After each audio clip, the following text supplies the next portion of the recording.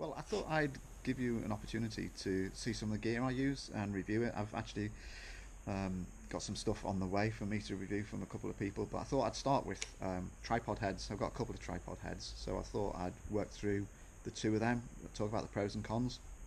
So this one that's on top of my tripod at the moment, I've got to read this, is a Manfrotto Pro3W.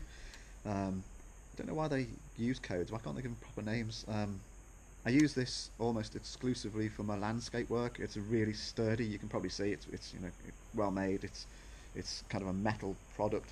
The things I like about it is the range of movements. So this is great. It packs away relatively neatly, but you can pull these handles out, and obviously there's the full movement. These are nice rubber feel. You loosen these. You've got your camera obviously sat on here, and you've got lots and lots of movement, but once it's locked in place, you twist these, and that is not going to move when you're taking photographs. I don't know if you can see these here.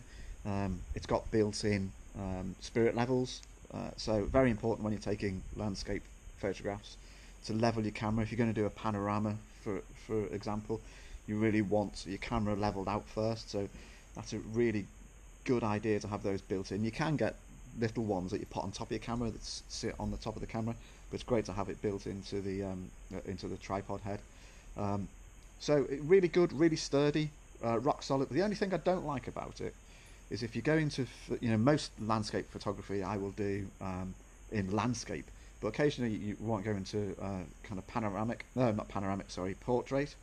The problem with this is it will only go that far and then it stops, and occasionally when you're on rough ground I want it to go further over, and it won't, and what I have to do is lower a leg of the tripod to turn it over. So it's a slight niggle. That is as far as it will go in the vertical. I wish it would go further, but it's only a slight problem. I can compensate for it by altering the legs, but overall very good head for landscape photography. I actually got this off eBay, so they're relatively expensive if you buy them new, but they do pop up on eBay, so keep an eye out for them if you're interested in landscape photography. Really good, solid head for you to put your camera on, so I would recommend this one. Now I'm going to swap to my other head, and I'll show you that in a second. So I've swapped tripod heads. This is the Manfrotto 488RC2. I've had this for a long time, and you can see immediately the difference from the previous one I was showing you. This is what's known as a ball head. So I hope you can see this. It's essentially a ball socket. There's a ball sits in here, and you loosen, and it rotates quite freely. There's two slots. There's one here and one on the back that you probably can't see, that you can drop it down into. I'll just loosen that up to make it a bit easier. Probably needs oiling a bit, or WD-40. I use this quite a lot in my wildlife photography. Because of the rotation and the movement, it's just easier to track things. If you're shooting a flock of birds, for example, it's easier to rotate much more quickly with this ball head than the other one. I've also used it for landscape photography. The only challenge is it does have a tendency to move a little bit. I suppose it's wear and tear, but I'm finding I have to tighten this really, really hard now to stop it from moving. And certainly if you've got a long lens on, like my 400mm lens, it can just slightly drop. So it's not as solid as the other lens, so not as good for landscape photography.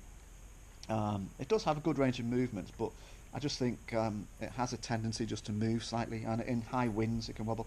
The other thing, I don't know if you can see this, in fact I'll take it off and try and show.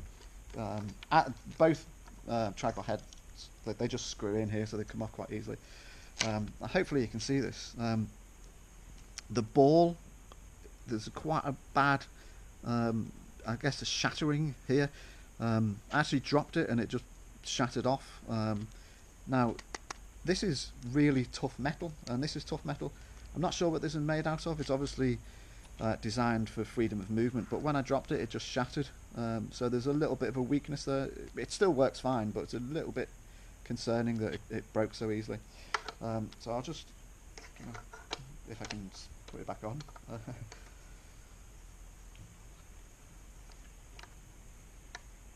So both of them screw on like that. As I say, your camera sits on top with either your camera body or your lens sat in there. This is my wildlife head, and the other one that I was showing you earlier is my landscape head. Probably wouldn't need anything other than those two, unless you're one of those kind of gear fanatics who just want lots and lots of pieces.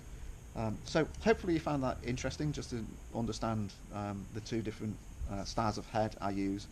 There's lots of variations, you get different sizes and shapes, but they mostly work in the same principle. So if you're out in the market for a head for your tripod, have a look at kind of those two varieties, depending on what you want to do. If you want to do landscape, I would recommend the earlier one I showed, and if you're more interested in kind of an all-round tripod head, this kind of ball socket will work for landscape, but it's also good for wildlife photography. So hope you have enjoyed the video. It's quite a quick one this time. Please do kind of press the like button, which will be down here somewhere. Leave a comment. It'd be great to hear from you. Thanks very much.